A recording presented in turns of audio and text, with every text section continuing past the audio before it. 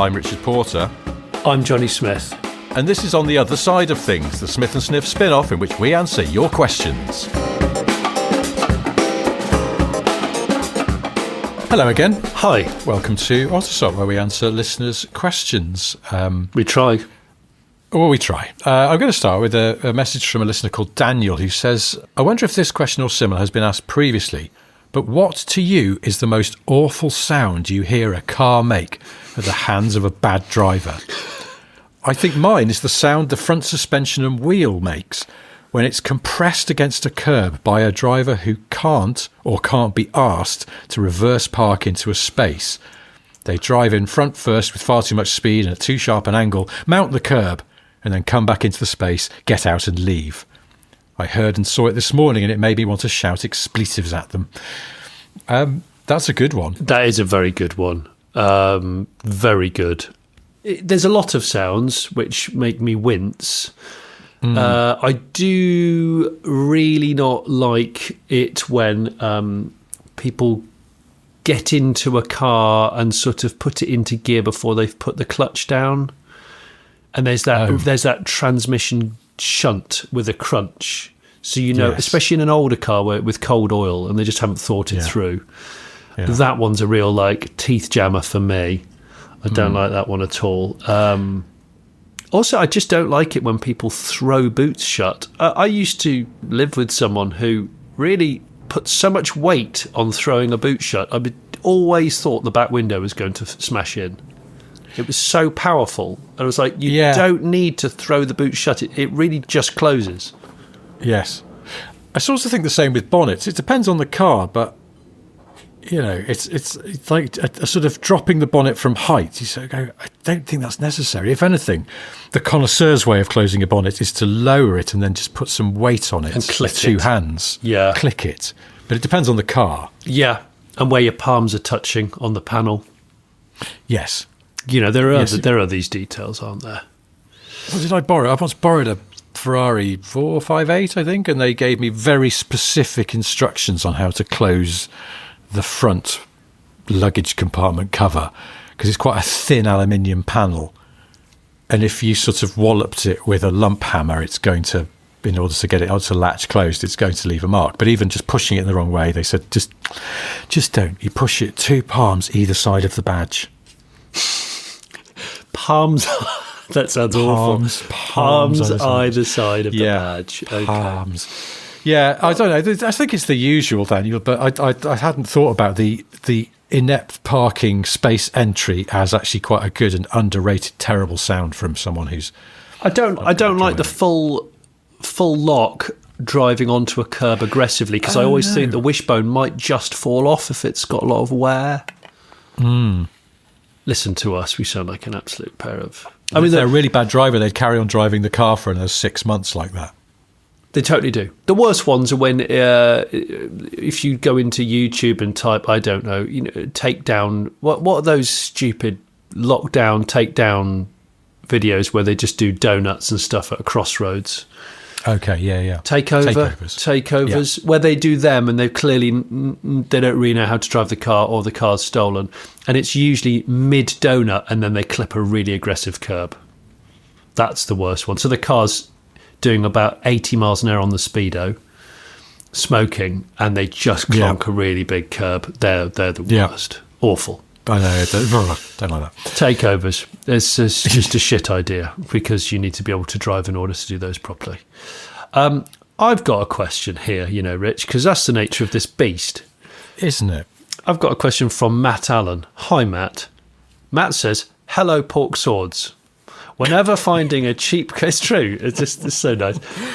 Whenever finding a cheap car and claiming so much car for the money, my mind immediately turns to the Donna Summer singer and how she works hard for her money, which made me think, what car would Donna Summer drive? She likes a bargain because she works hard for the money. And she likes to hear what's on the radio, and presumably she needs a car with a bit of interior space because she goes out looking for hot stuff. Please continue being the complete goons that you are, Matt, off of Dorset and all that. Cheers, mate. Thanks, mate. Bye. Well, Matt, so we could wax lyrical about Donna Summer because she's awesome. I do know she's owned a few Mercedeses in her time. She did like Mercs. So she has had an SL or two. And she has had an E-Class convertible, the 90s ones. But I think in the 70s she did have an SL, which she will have bought from her vast profits of disco records. So, yes. But maybe we should rephrase that. But what should Donna Summer have bought rather than what did she buy? So yes, good value. She works hard for her money, but she wants hot stuff at the same time. So, difficult to combine these things. I'm just going to say it so I can move past it. Okay. Which would be a Lexus SC430. She could buy it off Michael McDonald. Oh, she probably knows in him. Our minds has one, but she will have known him. They will have chatted and exchanged numbers. But Donna Summer is no longer with us. So when did she die? Did she die before the SC4? No, surely not. She only died like about let's quickly look it up. She died in 2012. Only at the age of 63 in Naples, Florida. Yeah, 63. So I would say, if not that, but yeah, definitely. Well, particularly if did she retire down to Florida then? So she wants perhaps she wants a soft top or folding hard top for the cooler Florida days, but then something with good AC for the height of summer. Yeah. Good stereo. Now, those Lexuses did have a good stereo. Is it Levinson, Mark Levinson? I think it was, yeah. And wasn't he? Who was Levinson married to? Shania Twain? Is that right? Oh, I don't know, Rich. I don't know. I was too busy looking at how Donna Summer died, and she thinks she died from getting lung cancer by inhaling toxic fumes and dust from the September 11th attacks in New York. What? Yeah, because her apartment was really close to Ground Zero when the attacks occurred, apparently. Oh, my God. Yeah. There you go. Jeez. I beg your pardon. Mark Levinson was married to Kim Cattrall. Oh, was he now? Apparently, yeah. Have you ever been married to Kim Cattrall or the not other that I'm aware of, but you just never know, do you? Would you rather have been married to Kim or Shania Twain? I'll go Kim. I mean, Kim seems like fun, but... Yeah, and British. Yeah. Shania Twain, is she fun? I think she might be fun. I don't, but she does wild things like puts on men's shirts and wears short skirts, which is just so fucking wild when you think about it. Imagine Where's my shirt gone? Oh, God. Shania, come on. Seriously, I've got a meeting. I need that back. Yeah. Yeah. See, that's the thing. That's not the wild thing about that. It's the fact that she's stolen her shirt off an innocent work colleague, and that work colleague's got to go into a Teams meeting with no top on. because his shirt got nicked and he hasn't got a spare. But that's not the question here. So no, I still can't get past that Lexus, but because they depreciate quite a lot, don't they? So yes, so she bought a 4-year-old one, you think? Yeah, which could be off Michael McDonald. Yeah, I could see her in a Lex. Whether it's the SC430, I don't know, but she did like SLs, so that would track. On that side of things, maybe we throw in a curveball. We know she likes Mercs, but she likes value for money. Does she like being a bit different? Could get her an R-Class Merc. AMG. Oh my God. Yeah, I don't know why. Well, she wants hot stuff, and it's capacious inside. So, I think she's too glamorous to have an R-Class. What about an Aston Rapide? Great value second-hand. Those bastards are down to 25 grand. I mean, undoubtedly great value. Yes, ludicrously good value. I'm not seeing it. Is there anything American that Donna Summer would have? I mean, especially could have like what would be a good value, but like vintagey sort of 50s or 60s cabrio. 50s or 60s cabriolet. 60s. Yeah. There's a lot out there, actually. There's a lot of good stuff. I think 50s is too old for her. I think you're right. Would actually, go 60s. No, 70s. I mean, she's a 70s. She became, I think, famous in the 70s. She's certainly did. Forever associated with disco. the sound of the 70s. Imagine if she aspired to own something before she was famous. So like early 70s maybe, but before she'd broken through to being well known. So like an early 70s Cadillac Eldorado when it was still rear-wheel drive, which would be nice. Or not, yeah, I would say she'd probably go convertible, judging by what she's looked like there. And that would have electric seats, central locking, all those things that were amazing then. Yeah. Yeah, that could be cool. I'd like that from her, please. I mean, I think she works hard for the money. Apparently. More sort of 80s Donna Summer, wasn't it? So it's not her sort of initial disco phase from the 70s. So what I'm wondering is, she's made a bit of money off She Works Hard for the Money. Yes. It's the 80s. Yes. She's not buying new because she wants value, so she's biding her time. So let it go to the late 80s. Yes. She swoops in. She wants something that is both sort of sensibly domestic but has a whiff of glamour. Okay.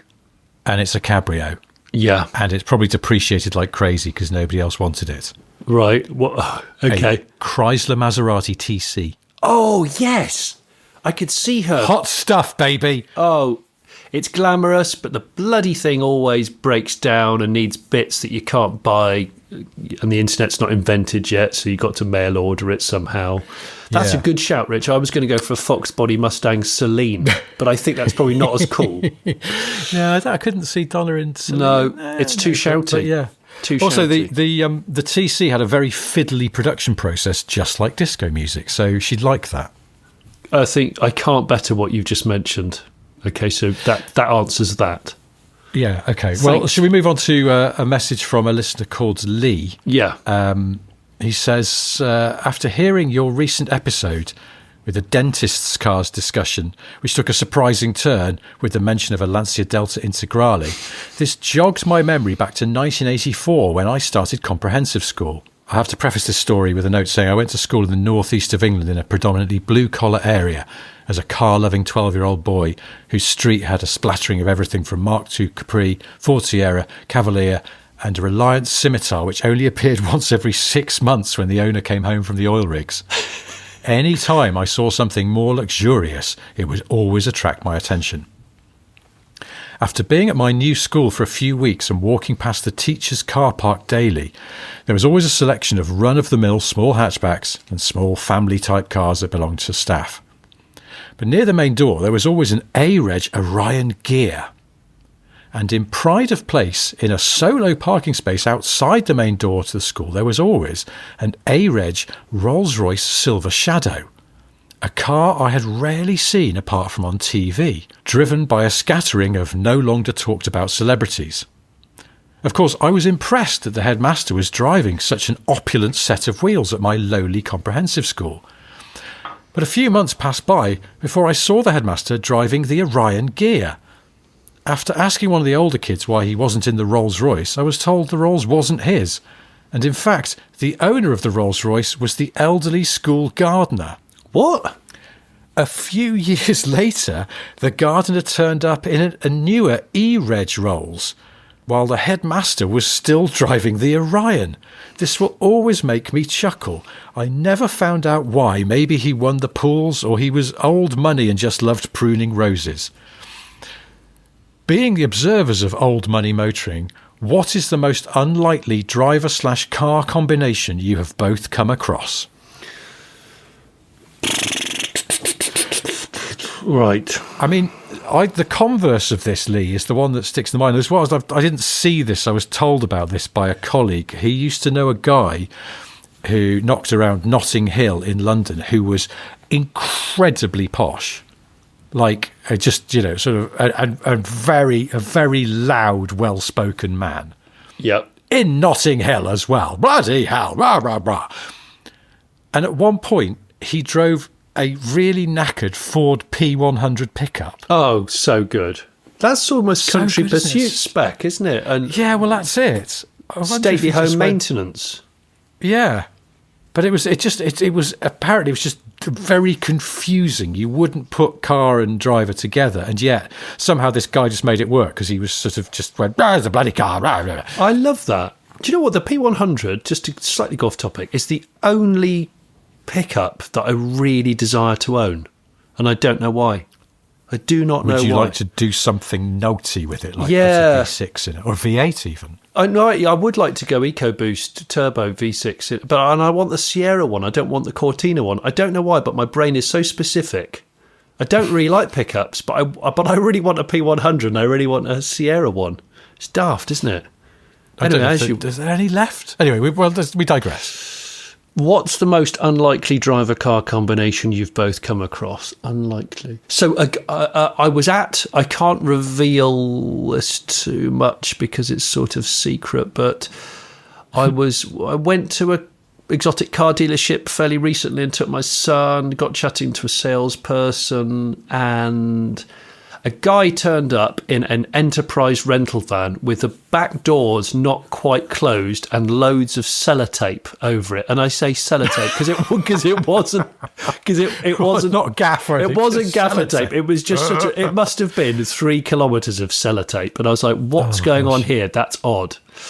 Get chatting to this person. Anyway, so we're looking around the supercars because my son's, Weston's, really revelling at these supercars that are in the showroom, the glitzy showroom.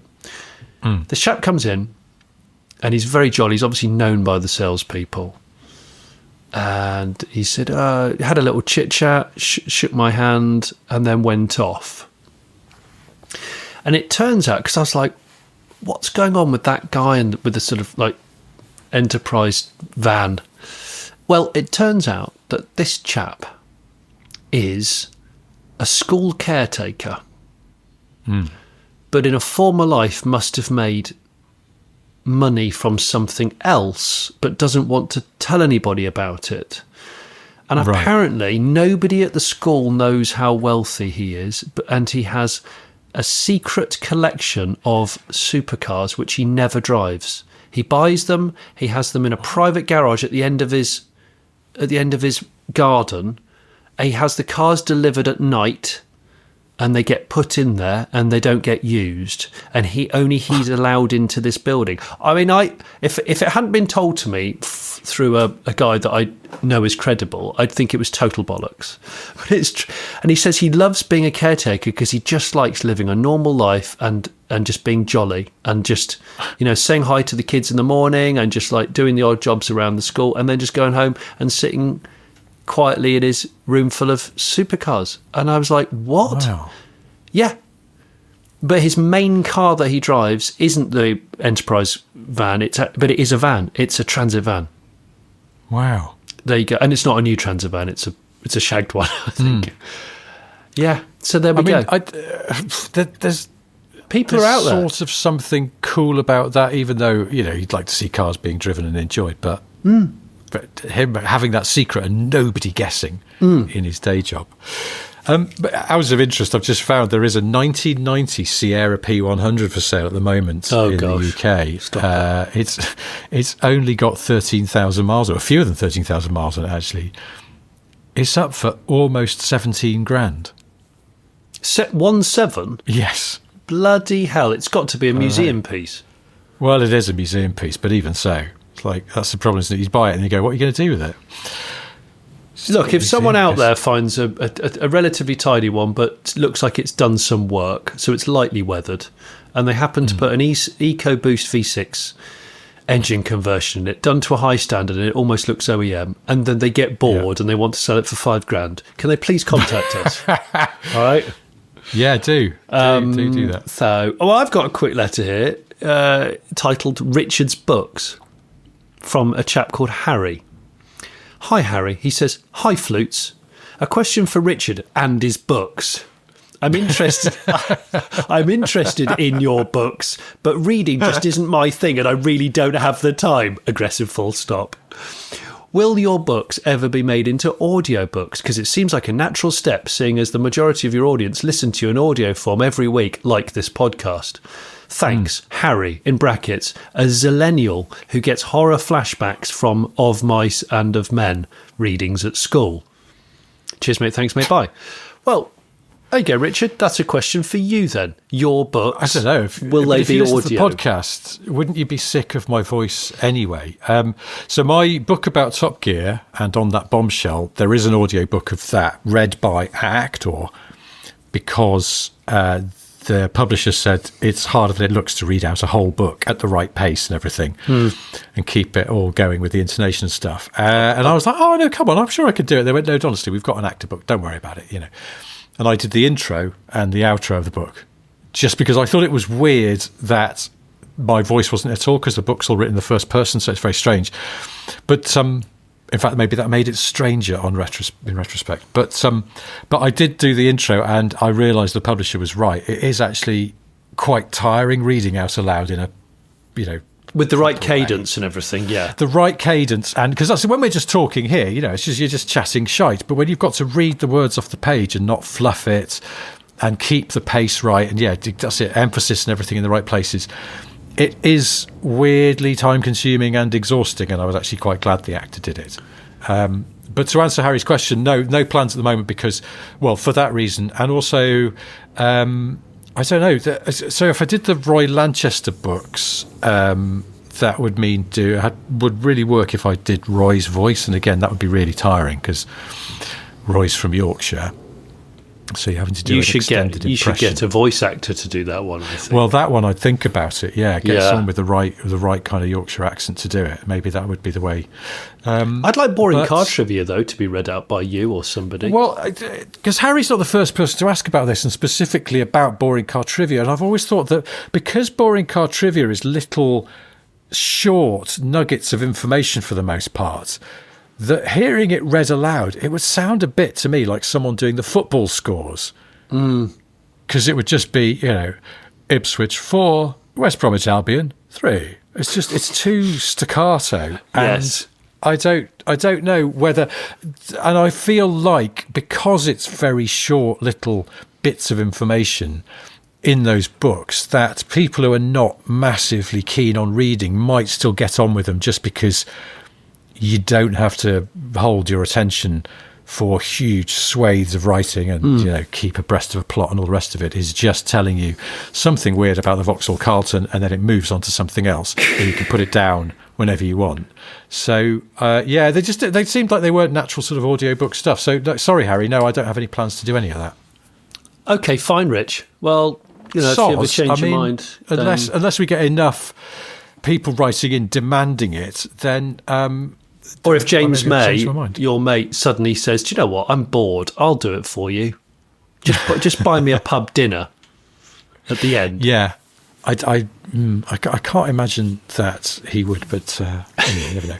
I've got a question here from a listener called Sai.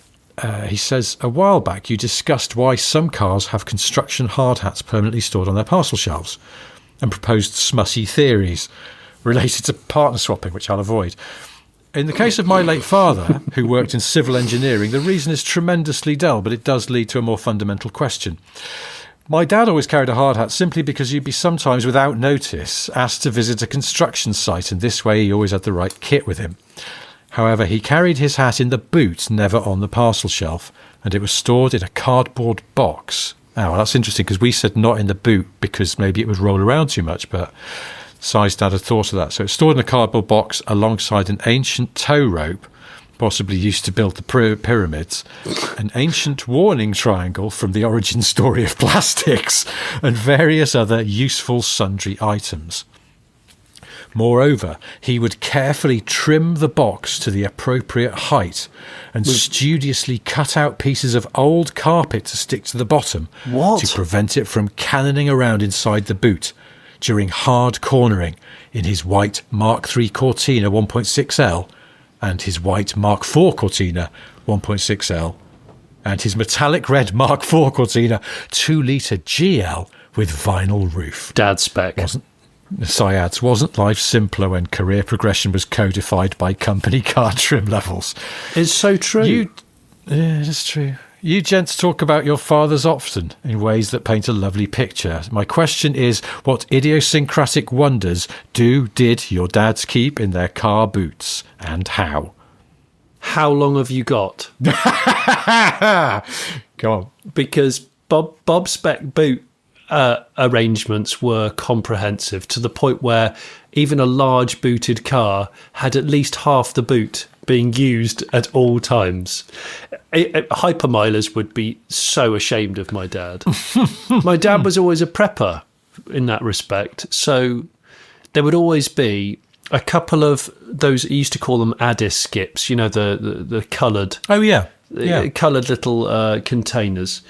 So he'd always have a fully charged spare battery, car battery. A fully charged spare battery for the car? For the car, a starter battery. Yeah. Okay. And jump leads in case someone else needed help. Yeah. And a tow rope. That was all in one box.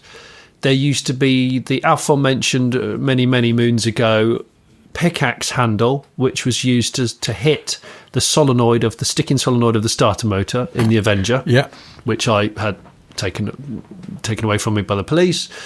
And what else? Oh, bungee. Always loved a cut-out milk bottle, a plastic milk container, a cut-out one of those full of bungee cords.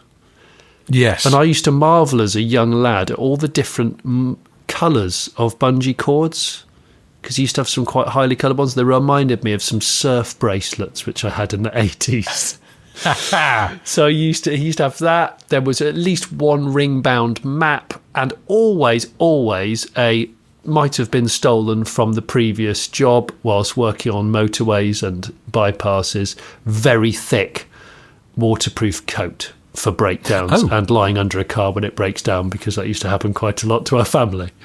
So that was that. If my brother was listening to this podcast, which he definitely doesn't, he would have other things to add. I think there's been various times when there's been definitely a full toolkit and maybe even a set of spark plugs. You'd think my dad was doing the London to Brighton in a 1908.